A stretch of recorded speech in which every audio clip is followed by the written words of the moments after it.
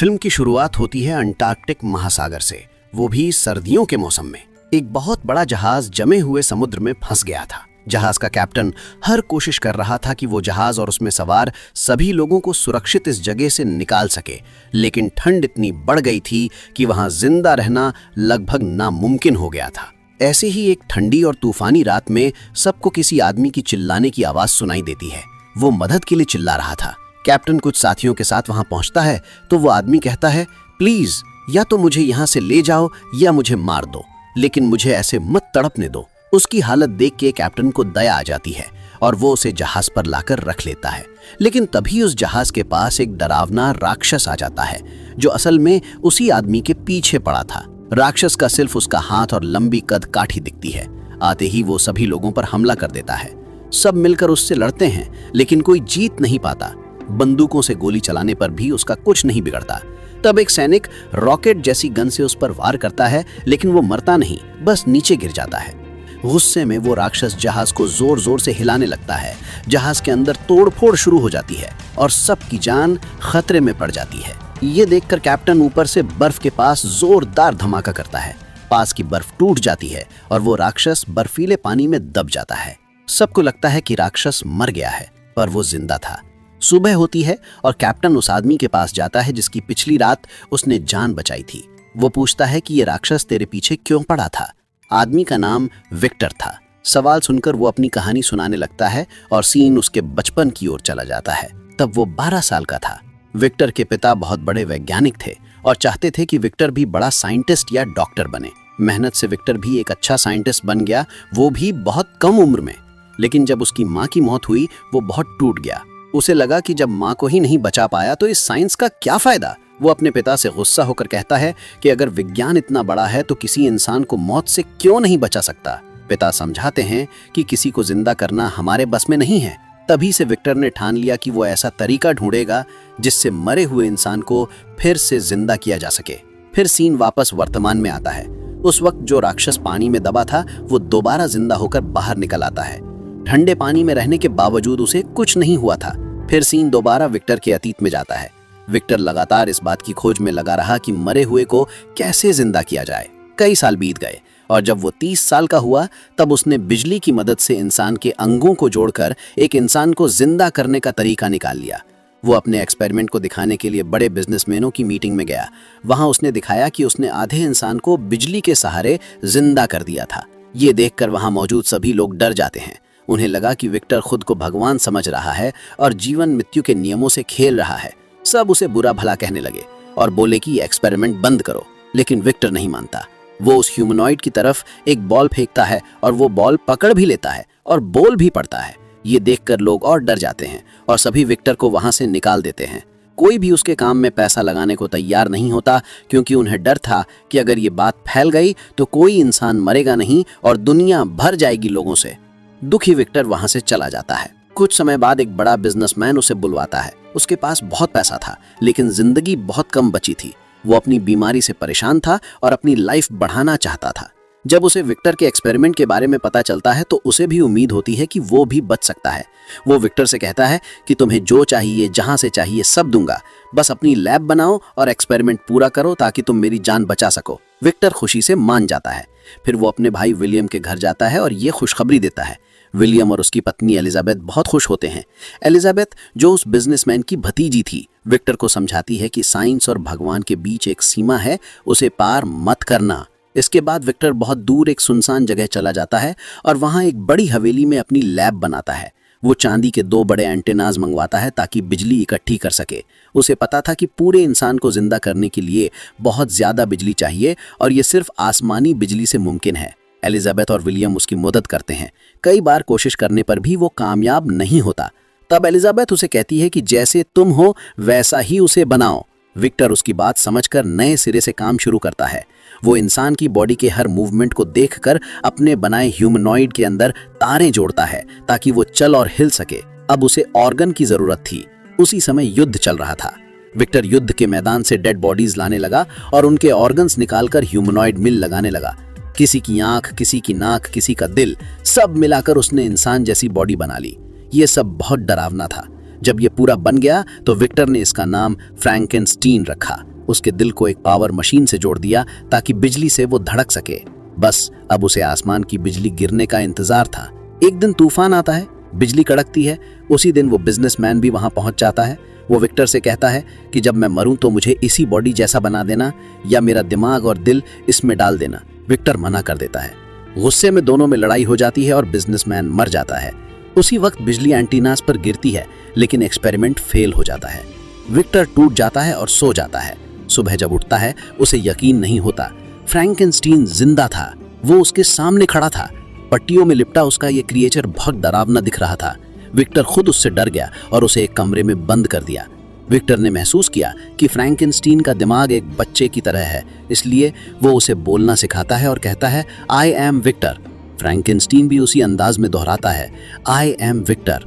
Victor उसे इंसानों जैसा जीना सिखाने लगता है, लेकिन वो भूल जाता है कि वो एक बच्चे की तरह है और उसे उसी तरह संभालना चाहिए। कुछ दिन बाद उसका भाई विलियम और एलिजाबेथ उससे मिलने आते हैं। उनके आते ही विक्टर घबरा जाता है, क्योंकि वो एलिजाबेथ के अंकल की मौत का जिम्मेदार था। विक्टर अभी एलिजाबेथ से मिला नहीं होता, तभी एलिजाबेथ को तहखाने से कुछ आवाजें सुनाई देती हैं। जब वो नीचे जाती है तो उसका सामना फ्रैंकेनस्टीन से हो जाता है। उसे देखकर वो बहुत हैरान हो जाती है, लेकिन साथ ही विक्टर की कामयाबी पर खुश भी होती है। वो कहती है, तुम तो बहुत बड़े हो। तभी फ्रैंकेनस्टीन उससे उसका नाम पूछता है और एलिजाबेथ अपना नाम बताती है। अब एलिजाबेथ उसे चीजें सिखाने लगती है। वो उसे 3 नाम बताती है, पानी, हवा और आग। विक्टर देखता है कि फ्रैंकेनस्टीन उसकी सिखाई बातें नहीं समझता, लेकिन एलिजाबेथ की बातें ठीक से समझ लेता है, क्योंकि वो बच्चों की तरह समझा रही होती है। ये देखकर विक्टर को जलन महसूस होती है। गुस्से में वो अपने भाई विलियम के पास जाता है और कहता है कि एलिजाबेथ को अभी यहाँ से ले जाओ। जो क्रिएचर मैंने बनाया है वो बहुत खतरनाक है और उसी ने एलिजाबेथ के अंकल को भी मारा था। वो विलियम को लाश दिखाता है और कहता है कि अगर तुम्हें अपनी और अपनी पत्नी की जान प्यारी है तो यहाँ से निकल जाओ, मैं इस क्रिएचर को खत्म कर दूंगा। विलियम विक्टर की बात मानता है और एलिजाबेथ को लेकर वहां से चला जाता है। उनके जाते ही विक्टर पूरे महल में पेट्रोल डालकर आग लगा देता है। आग इतनी भयानक होती है कि पूरा महल उड़ जाता है और विक्टर भी बाहर फेंक दिया जाता है। उसकी टांग बुरी तरह टूट जाती है और बमुश्किल से उसके शरीर से जुड़ी रहती है। विक्टर की हालत देखकर विलियम परेशान हो जाता है और उसे शहर लेकर चला जाता है। यहीं से सीन बदलता है और फिर से कहानी वर्तमान में लौट आती है। अब हमें दिखाया जाता है कि फ्रैंकेनस्टीन पानी से जिंदा निकल आता है और बदला लेने के लिए जहाज के अंदर घुस जाता है। वो जहाज के कुछ हिस्सों में आग लगा देता है। तब कैप्टन उसके सामने आता है और पूछता है कि क्या विक्टर की कहानी सच है?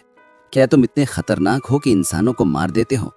फ्रैंकेनस्टीन कहता है कि नहीं, ये आधी सच्चाई है।